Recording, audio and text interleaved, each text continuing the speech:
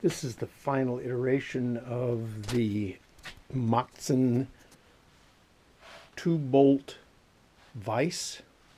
We've got two 1 1/4 inch wooden threads holding the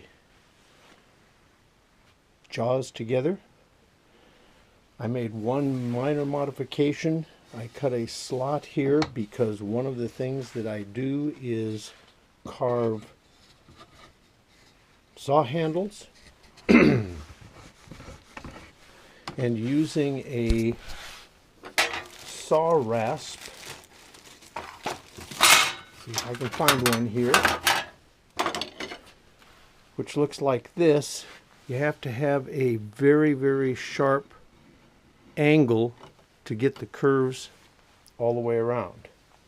That seemed to work very well. I shortened the working area to 22 inches because that's about all I need, and it fits between the desk drawer, the bench drawer.